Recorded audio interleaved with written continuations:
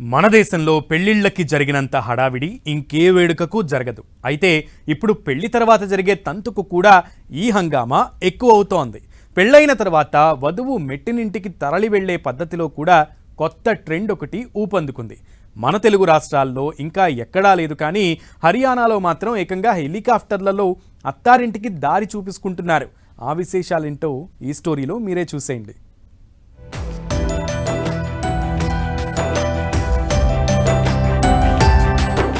మన వివాహ వేడుకలలో అప్పగింతల కార్యక్రమం అనేది చాలా ప్రాధాన్యత కలిగింది. అంతే ఎమోషన్ ఉన్నది కూడా. ఆ తర్వాత వధువు అత్తారింటికి పయనమయ్యే దృశ్యం చాలా మందికి గుర్తుండిపోతుంది.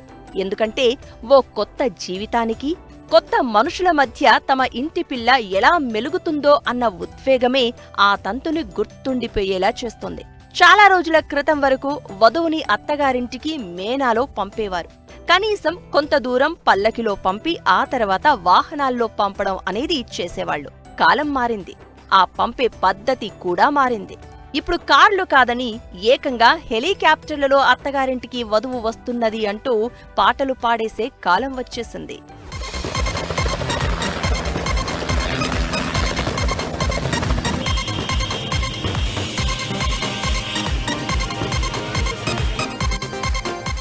హర్యానా నూహ్ జిల్లాలోని తవాడు పట్టణంలో కరిష్మా అనే వధువు ఇలానే ఆకాశ వీధిలో అంటూ మెట్టింటికి వెళ్ళింది. హర్యానా నుంచి ఢిల్లీలోని మహరౌలీకి ఇలా హెలికాప్టర్లో జర్నీ చేసింది. అయితే ఇక్కడ పలానా వారి పిల్ల హెలికాప్టర్లో మెట్టింటికి వెళ్ళిందంట అని చెప్పుకోవడం కొన్ని కులాలు ప్రతిష్టగా తీసుకుంటున్నాయి. స్థానిక నాటు కులస్తులు దీన్నో సామాజిక సంప్రదాయంగా తీసుకున్నాయా అన్నట్లుగా వ్యవహరిస్తూ ఉండడం విశేషం. తాజా ఉదంతంలో వరుడు అరుణ్తో కలిసి కరిష్మా హెలికాప్టర్లో అత్తవారింటికి బయలుదేరుతుంటే సెండ్ ఆఫ్ ఇవ్వడానికి దాదాపు ఊరంతా వచ్చినంత పనిచేశారు.